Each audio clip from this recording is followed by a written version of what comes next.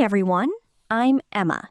Like, share, and subscribe now. Hey, I'm Jackson. Let's continue today's topic.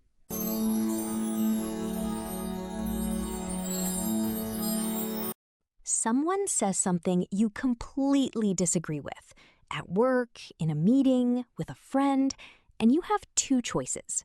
You stay silent because you do not know how to disagree in English without sounding rude, or you say something and it comes out too direct, too blunt, and the other person is offended. Today, day 6, we give you the third option. You disagree, clearly, confidently, and nobody is offended. Let's go. Welcome back to the 30-day Real English Fluency Challenge with Emma. Day 5 was real life. Food, help, plans. Today is one of the most requested topics in this community. How to disagree in English without damaging the relationship. And honestly, this is something I struggle with. I either say nothing or I say too much. There is no middle ground. After today, there will be. By the end of this episode, you will have 12 phrases for polite disagreement, the structure that makes any disagreement sound professional, and real practice in 3 different situations: work, social, and personal. Write day 6 in the comments, plus one situation where you needed to disagree but did not know how. And let us begin. Start by explaining why disagreeing in English feels so difficult, because it is not just a language problem. It is a cultural problem. In many European languages and cultures, disagreement is often direct. You say, "No, I disagree.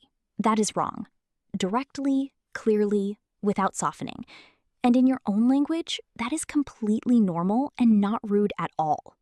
In my language, if I say, "That is not correct," it is just information. It does not mean I am angry or attacking the person. It is just my view. Exactly. But in English, especially British English, direct disagreement without softening can feel quite harsh, even aggressive. British English in particular has a very elaborate system of softeners, hedges, and polite frames around disagreement. The meaning is the same. I disagree. But the packaging is completely different. And if you use your direct home language style in English, you can accidentally sound confrontational, even when you are simply sharing your view. That explains so much. I have had moments in meetings where I said something I thought was completely neutral, and people reacted like I was being aggressive. I did not understand why. Because the words were right, but the framing was missing. English disagreement has a formula. Acknowledge first, disagree second, explain third, and soften throughout. Today we teach you that formula, with real phrases for every step. I need this. What is the formula exactly? 3 parts. Part 1. Acknowledge the other person's point. Show you heard them. Show you understand. Part 2. Introduce your disagreement with a softener. But immediately. A transition first. Part 3. State your alternative view clearly. That 3-part structure is the foundation of polite English disagreement. And once you have it, you can disagree with anyone, anywhere, about anything, without damaging the relationship. 12 phrases, 4 categories: acknowledge, introduce, soften, and assert. Repeat every phrase out loud after me. These go directly into your mouth, not just your brain. Category 1, acknowledging the other person first. These phrases show you listened before you disagreed. Phrase 1, I understand where you are coming from, but. This phrase says, I heard you, I get your perspective, and now I have a different view. But signals the disagreement is coming, but it is softened by the acknowledgement first. Repeat after me. I understand where you are from, but. I understand where you are coming from, but. Together. I understand where you are coming from, but. This is one of the most used phrases in professional English disagreement. Use it every time you want to push back on an idea without attacking the person. Phrase 2. That is a fair point. However, similar structure. You validate the point first, then you introduce your counterview with however. Repeat after me. That's a fair point. However. That's a fair point. However. Together. That is a fair point. However. The word fair is important. It means reasonable. Not perfect, not wrong, but reasonable.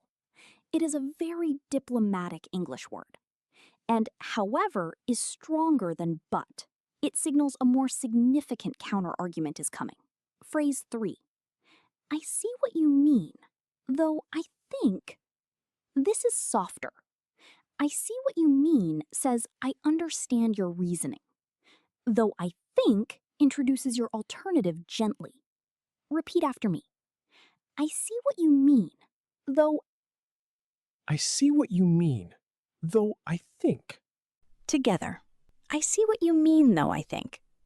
Use this when the disagreement is relatively small, a matter of preference or interpretation, rather than a major difference of opinion. Category 2. Introducing your disagreement softly. These phrases make the disagreement land gently. Phrase 4.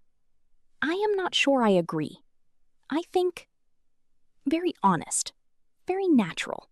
Not confrontational. You are not saying you are wrong. You are saying, I am not sure I agree, which is softer and more open. I'm not sure I agree. I think. I'm not sure I agree. I think. Together. I am not sure I agree. I think.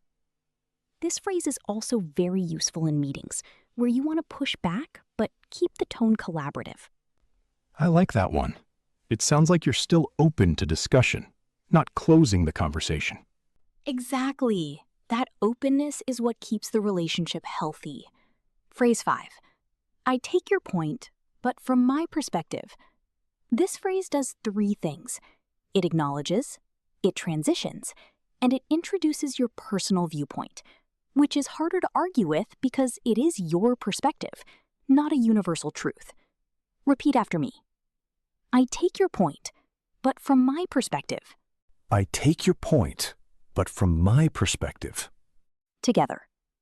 I take your point, but from my perspective, positions your disagreement as personal experience, not a correction, much less confrontational. Phrase 6. I hear you. I just think there might be another way to look at this. This phrase is especially good when someone is emotionally invested in their view. I hear you shows empathy. I just think softens the counter. Another way to look at this. Not you are wrong, just there is another angle. I hear you. I just think there might be another way to look at this. I hear you. I just think there might be another way to look at this. Together. I hear you. I just think there might be another way to look at this. This one is very useful in personal conversations, with friends, family, or when topics are sensitive. Category 3. Softening words and phrases. These go inside your disagreement to keep the tone warm. Phrase 7. I might be wrong, but this is one of the most powerful phrases in English disagreement. By admitting you might be wrong, you immediately remove defensiveness from the other person. They relax, and then you make your point. Repeat after me. But. I might be wrong, but. Together. I might be wrong, but. Native English speakers use this constantly, even when they are quite certain they are right.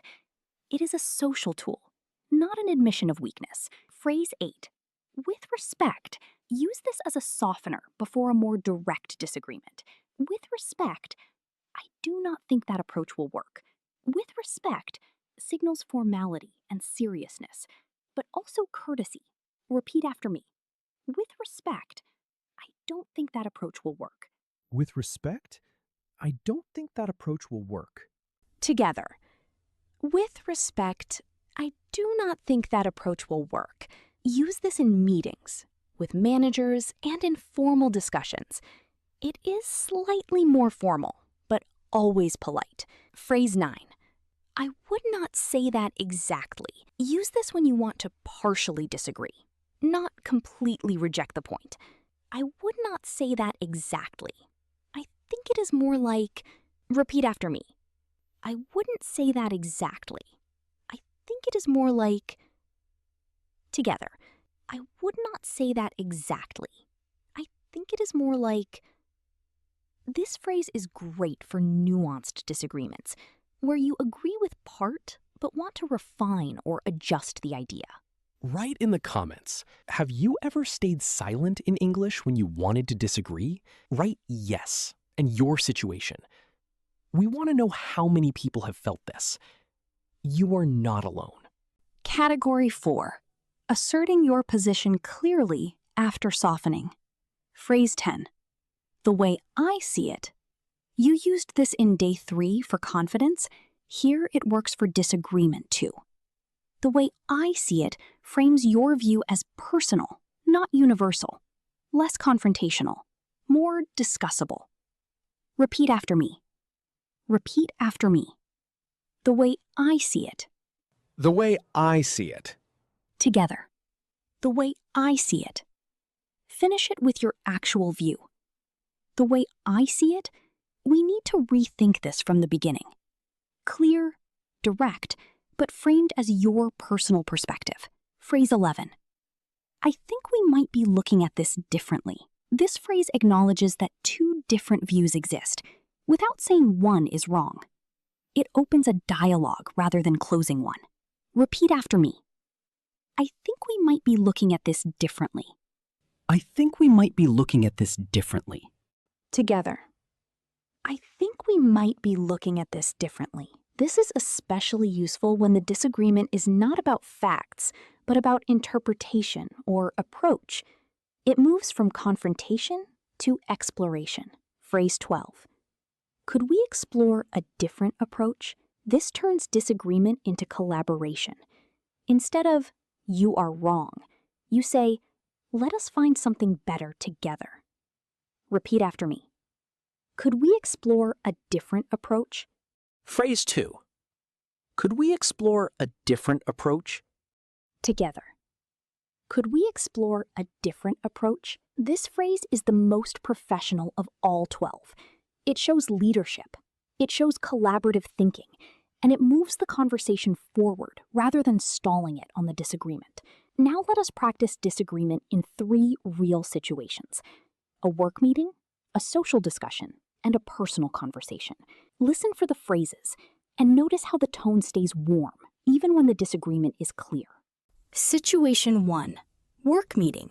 The team is discussing a project deadline. I think we can deliver this in 2 weeks. That is a fair point. However, I think we might be looking at this differently. From my perspective, 2 weeks does not give us enough time to test properly. I might be wrong, but the last time we rushed a delivery, we had significant issues afterwards. Could we explore a different approach and aim for 3 weeks instead? That is a reasonable concern. Let us discuss the timeline. Situation 2. Social discussion. 2 friends disagree about a film. I thought that film was brilliant. Best thing I have seen this year. I see what you mean. It had some really strong moments. Though, I think the ending let it down a bit. I would not say it was the best of the year for me. I think there might be another way to look at it. Did you feel like the story was fully resolved? Maybe not completely. I see your point. Situation 3. Personal. A friend suggests a plan you do not agree with. I think we should just tell him everything, directly, no filter. I hear you, and I understand where you are coming from. I just think there might be another way to look at this. I am not sure I agree that telling him everything at once is the best approach right now. With respect, I think it might overwhelm him. Could we explore a more gradual approach? You might be right. Let us think about it. 3 situations. 3 different contexts. Same core skill. Acknowledge, soften, disagree, propose. In every situation, the relationship stayed intact, the disagreement was clear, and the conversation moved forward. That is the goal every time. I want to use situation 1 tomorrow. I have exactly that conversation in a meeting, and I have been dreading it. Now I have the phrases. Write in the comments, which of the 3 situations applies most to your life right now? Work, social, or personal? And which phrase are you going to use first? 2 quick mistakes that make English disagreement go wrong, even when your intentions are good. What are they? Mistake 1, jumping straight to but. The word but immediately after someone finishes speaking feels like, I was not listening. I just waited for my turn. Everything before the but gets canceled. Wrong. That is a good idea, but I disagree completely. Better. That is a good idea. I see the logic. I just wonder if there is another angle we have not considered yet. The idea gets acknowledged before the disagreement arrives. The but comes later, or not at all. I do that. Someone finishes speaking and I immediately say but. I did not realize how that lands. Mistake 2, over-softening until the disagreement disappears. Some learners become so careful about being polite that their disagreement becomes invisible. Well, maybe, perhaps, it could possibly be that, in some ways, I am not sure, but maybe. By the end, nobody knows what you think. Be polite, but be clear. Soften the delivery, not the message. Your view should still be understood after all the softening. I do that too sometimes. I soften so much that people think I actually agree with them. The balance is 1 or 2 softeners, then your clear view. I understand where you are coming from, but I think the timeline is too short. 2 softeners, 1 clear message, done. Speaker 1, Emma. Rapid fire. I give you a disagreement situation, you respond with a polite disagreement phrase. Out loud, immediately. Your colleague says the budget is fine as it is. You think it needs to increase. Repeat after me. That's a fair point. However, from my perspective, the current budget won't cover the new requirements. That's a fair point. However, from my perspective, the current budget won't cover the new requirements. A friend says the restaurant you chose last time was great. You did not enjoy it. Repeat after me. I see what you mean, though I think the service was a bit slow for me personally. I see what you mean, though I think the service was a bit slow for me personally. Your manager proposes a solution you think will not work. Repeat after me. I might be wrong, but could we explore a different approach? I might be wrong, but could we explore a different approach? Someone makes a statement you partially disagree with. Repeat after me. I wouldn't say that exactly. I think it's more like... I wouldn't say that exactly. I think it's more like... 4 situations, 4 polite disagreements, no rudeness, no silence, just clear, warm, professional English. That is day 6 complete. You now have 12 phrases for one of the most important social and professional skills in English, the ability to disagree without damaging the relationship. Acknowledge first, soften throughout, state your view clearly, propose an alternative when possible. The formula changes everything. Before today, I had 2 options: stay silent or risk sounding rude. Now I have 12 phrases that give me a real third option.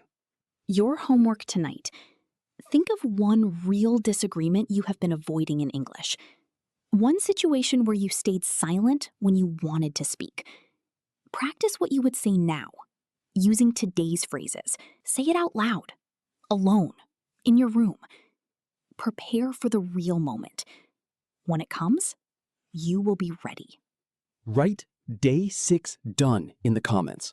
and write the phrase you are going to use first. Making that commitment out loud, even in a comment, makes you 3 times more likely to actually use it. We have seen it every day in this challenge. Day 7 is tomorrow, and it is a big one. The 30 most common English phrases that nobody ever taught you in school. Phrases that native speakers use every single day, that most learners have never practiced. Subscribe and turn on notifications. We will see you tomorrow. This is Simple English Talks with Emma. Day 6, complete. See you tomorrow.